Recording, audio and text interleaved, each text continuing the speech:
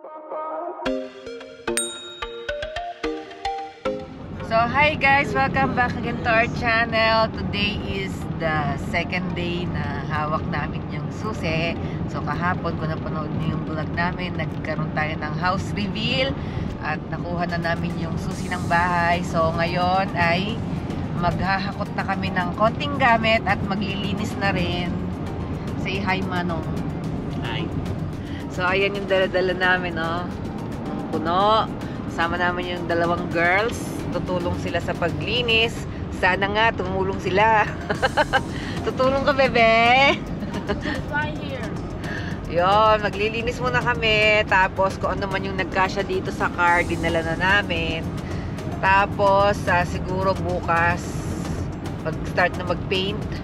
Ayun, mamaya mamimili na rin pala kami ng mga pintura, mga gagamitin sa pagpintura. So ngayon nakalib pa rin kami. Mula nung pumunta kami sa Sherbrooke hanggang ngayon, hindi pa kami. 1 week na kami nakalib. So, ano yan? Ayun lang, may langaw sa kotse. Pasok. So, ayun, maghapon kami dun ngayong araw na to para nga maglinis. Samahan nyo kami sa paglinis. Papakita ko sa inyo yung mga gagawin namin today. At ito na yung start ng Lipat Bahay Vlog. Ayan, maganda yung panahon today. Thank you Lord na araw. Na medyo malamig. So, ang perfect nga ng weather ngayon, maaraw, pero yung hangin malamig. So, hindi masyadong mahirap kumilos kapag medyo may kalamigan. Pero hindi naman super lamig, kaya tamang-tama talaga yung weather. Kasi, syempre, kilos ka ng kilos. Papawisan ka, pero dahil ganyan nga yung weather, medyo bawas-bawas ang ang pagkabanas. So ayan ulit, pupunta na kami ng Chibougamau. So ayun guys, ang request ng mga girls na unang dalhin dun ay yung bike nila. Ayun, kita ba? Nasa likod. Kasi yun nga yung mga kaibigan nila at maliit lang yung town, yun din ang maganda dyan, maliit lang, hindi naman hindi super laki, tama-tama lang na pwede namin silang hayaang mag-ikot-ikot, kumbaga hindi nakakatakot na yung walang masyadong malalaking sasakyan like mga bus, ganun. Puro halos maliliit lang mga kotse. Bihira yung truck, kasi yung truck iba yung daan, hindi sila dun sa mga bahayan dumadaan eh. Kaya, ha? Sa tapat natin, dumadaan. Oo nga pala, yung bahay namin is para siyang main road. So, compare sa ibang street, mas maraming dumadaang sasakyan. Pero may bike lane naman doon. May bike lane naman, may designated na bike lane. Kaya safe din na magbike at maglakad. Pero hindi nga katulad talaga nung, yung mga ganyan, yung mga ganyang truck, hindi bihira yata dumadaan. Meron doon, nandun na siya. Doon ba? Oo. Okay, mali pala ako. Pero wala yung mga kahoy-kahoy na malalaki. Nandun nga eh. Akala ko iba yung daanan nila. Well, anyways, basta yun. Malalaki na naman sila, hindi na naman sila baby na basta-basta na lang tatakbo. So to guys, malapit na tayo sa bahay. Papakita ko ulit. So bali, yan, may unang stop. Ito yung aming neighborhood. Ito na yung street namin. Ito nga sabi ko kanina, medyo main road to. Maraming dumadaang sasakyan. Mag-iba to dun sa tinitirahan namin ngayon na sobrang tahimik. Pero siguro masasanay din kami na ganito. Pero ayun sinasabi kong bike lane. Ayan, may harang. So safe naman na mag-bike dyan. Pag summer, nilalagay nila yan para nga sa bikes. Kaalam nila na main road to, kaya para mas safe, nilagyan nila ng ganyan para safe yung mga bikers. So yun yung dati naming French school, nandun kami nag-aaral dati ng French. Katabi niya yung magiging school ng bebe, Ordonor. Ayan, ito yung huling stop. Ito pang 8 na bahay yung amin eh. Tapos dito may binebenta pang isa. Ayan o. binibenta. So, ito ang aming neighbor.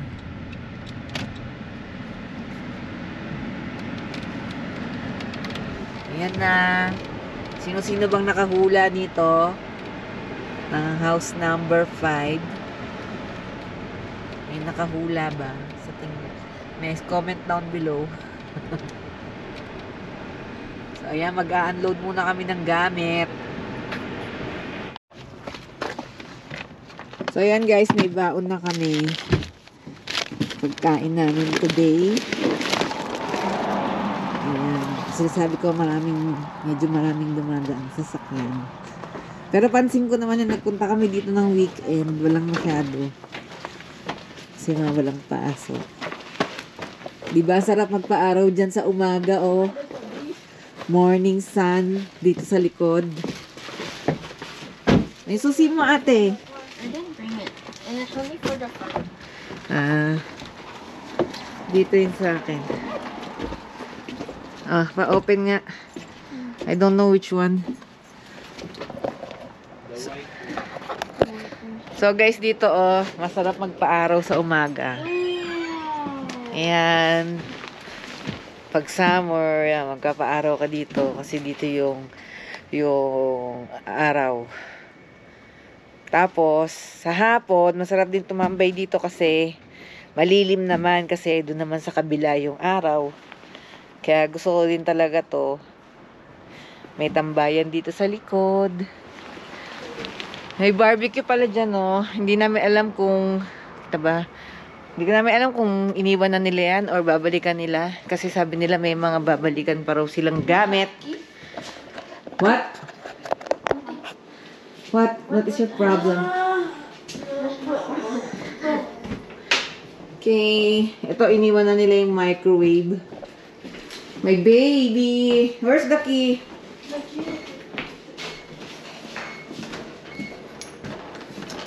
Thank you. Open the curtains.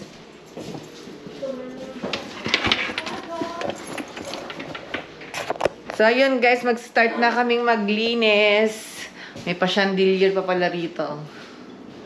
Mag-start na kaming maglinis dito. Unahin namin sa kwarto nila.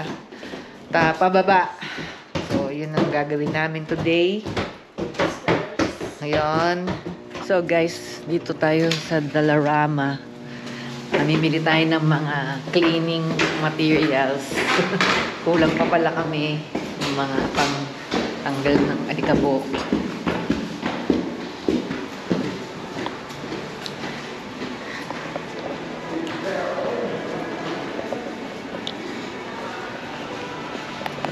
Yan.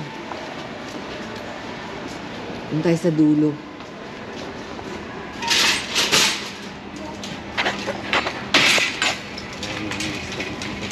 Ha? Bakit andito ka na agad? Bili na rin ako nito. Plastic cup. Hindi na tayo naghugas. Tsaka 250. 275. Ito na lang. Parang gusto ko magkape. Ay, no. 125. Ito na lang. Ang kape. 125.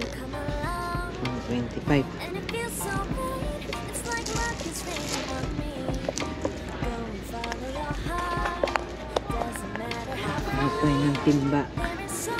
Iniwan na ako ng kasama ko.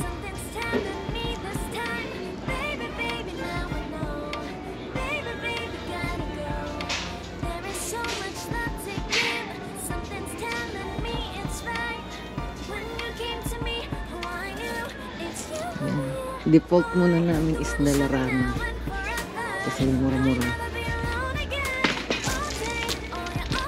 Ayan. Tapos hanap tayo ng ilaw. So kung palitan yung ilaw sa CR ng white.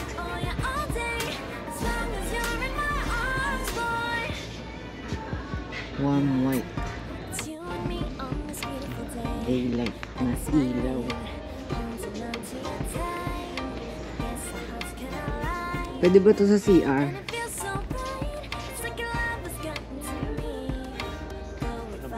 daylight. Nadidiliman talaga ako. Isa. 60 watts. Oh, ang gaganda. Oh. Pag nakapag-ayos na. Tayo bibili mo. Hanap tayo ng timba. Ayan, mga pang-organize. Timba, where are you? Ito. Timba. Timba. Ano bang mas maliit? Okay. Ito na lang. Kuha tayo ng mga pang-walis.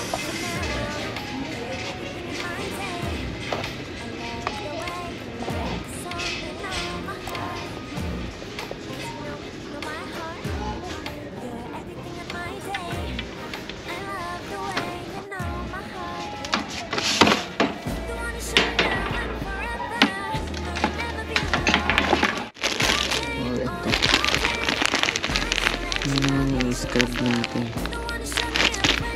Ito na lang.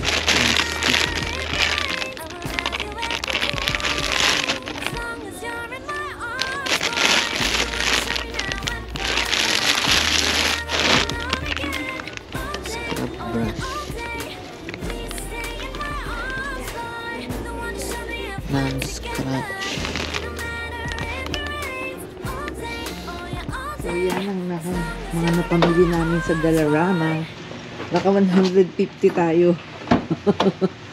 Mga ano, pang pintura tsaka pang linis. 150 din.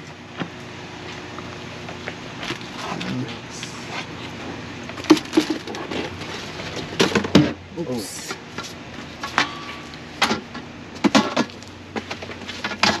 So guys, snack muna tayo bago tayo pumunta sa hardware. Ayan, Jolly Biscuit. So, nabili namin to sa Pinoy Store. Doon sa, nagpunta kami sa Sherbrooke. May vlog pala kami about kay Ate Mary. Ayan, merienda. Shout out kay Ate Mary. Yan, merienda namin. Tsaka bumili kami ng drinks sa Dollarama. Ayan yung view namin. Oh, see? Ganda. Habang nakain si Manong Joby. Ayan ang kanyang view. Lake. Pwede kang lumapit doon. Makita mo yung lake. So, ayan lang yung hardware. Diyan sa likod namin. Break lang muna. Kasi mahirap mag-shopping ng gutom. Tested na namin yan. Pag gutom ka, kakamali ka ng mga desisyon sa buhay. At may mga nabibili kang hindi dapat bilhin. Di ba? Yeah. Yun, sige guys, pasok lang kami ulit sa hardware. Ayan guys, ayan.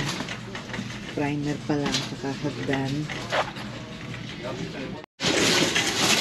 So ayan guys, galing na tayo dito sa hardware. Oops, ayan yung mga napamili namin. Hagdan para sa kusina, kasi masyado kami matangkad. Taas kasi ng ibang ano eh, taas kasi ng cabinet. Cannot be reached. Explain pa more. Kasi ito, toilet seat cover, gusto kong palitan. Tapos, mga pang primer. Naka 300 din kami niyan. May gulay. Mahal talaga. Yan. So, uwi na kami. So, uwi na kami guys. Start na ulit ng work.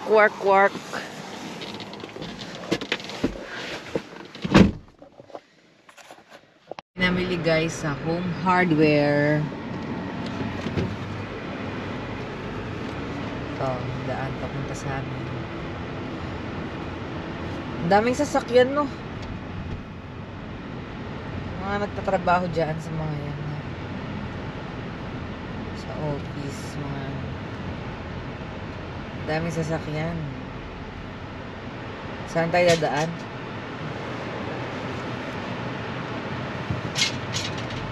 Sa Joplin.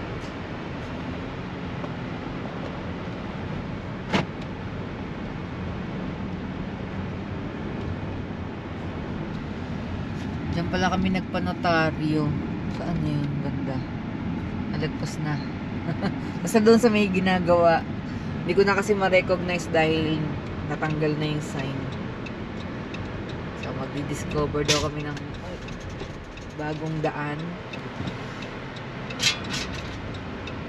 Medyo uminit-init na ang panahon compare kanina malamig. Ito yung aming neighborhood. Hindi na pala neighborhood to mala. Ano ba yung mga ano yung hagdan?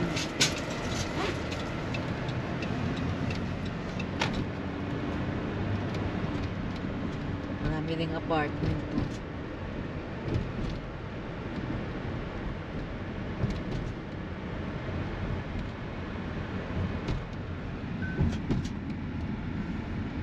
Mga kabahayan.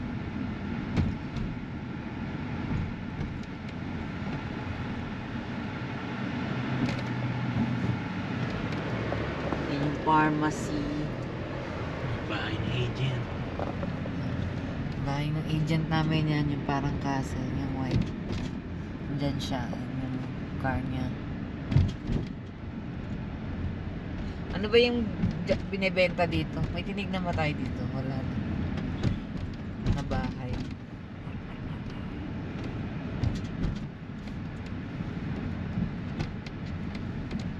So yan na yung school ni ate. Oh, malapit lang. Yan yung school niya. Yan yung bagong building nila.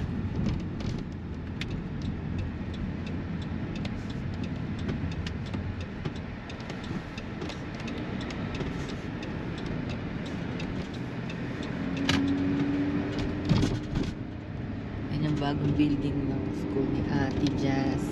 Yan ang entrance. So, dito na yung entrance niya, kaya mapapalapit na siya sa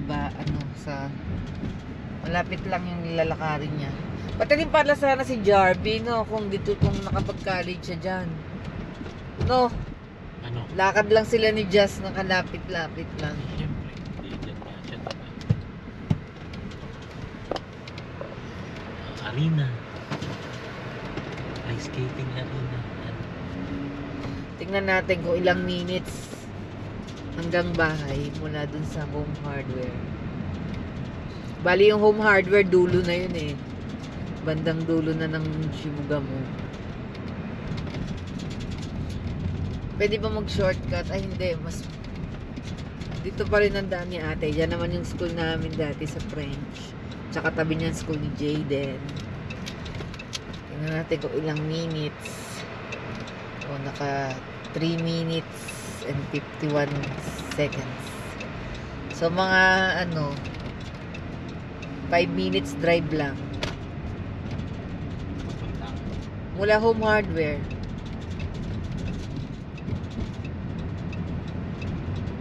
Hanggang bahay. 4 minutes and Taas na. 13 seconds. Yan yung aming house. 4 minutes and hanggang saan mag-stop. Diyan. Stop 4 minutes and 31 seconds. Pakita mo naman ano yung Alin? yung Bubuksan mo ba? Oh, bubuksan na yung garage. Automatic. Wow!